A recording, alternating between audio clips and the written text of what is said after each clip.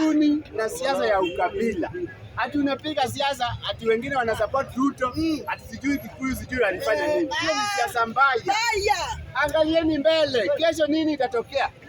Wacheni kuangalia tu mguu yenu saa hii. Saa hii Jaluo anaona tu mguu yake hapa, haoni mbele. Anaona tu mguu. Ajui nini itatokea huko mbele. Na kuambia nini hivi kama Wajaluo. Raila hako anapiga siasa vile nyinyi mnapiga saa hii.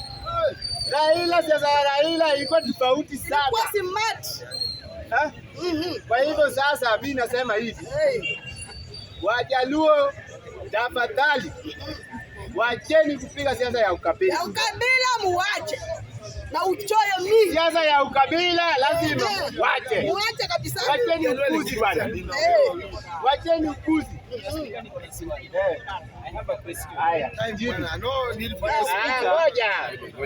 Ngoja zile kimbikimbi. Wewe ni mtu wa tutamini wa watu. Hizo ni pet time. Haya, sikia swali basi. Mimi niko na swali. Yes. Ukitoa mada tulikuwa nayo haikuwa mada ya Wajaluo. Na Wajaluo. Ilikuwa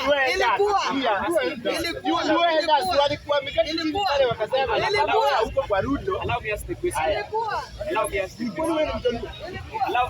Order. Bwana Speaker, I think kama tuko bunge tusiweke hapa propaganda. The Luo Council of Elders was very clear. This is what he said. He said that there's a boy who, when Raymond Omolo does something positive to the Luo community, is complaining. Again he said, kuna kijana moja, Opiyo Wandayi akifanya maendeleo kwa Wajaluo, anapinga. Akasema tena, John Mbadi akifanya maendeleo kwa Wajaluo, yeye anapinga.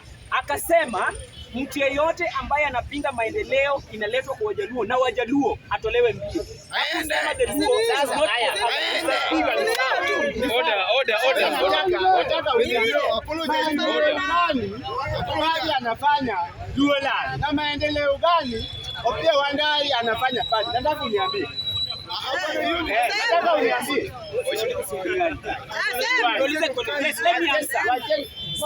Since the problem sasa watu wa tuta hapo tu, wacha nikwambie wacheni hasira bwana, wacheni hasira. Hiyo sio siasa, hiyo sio siasa. Order.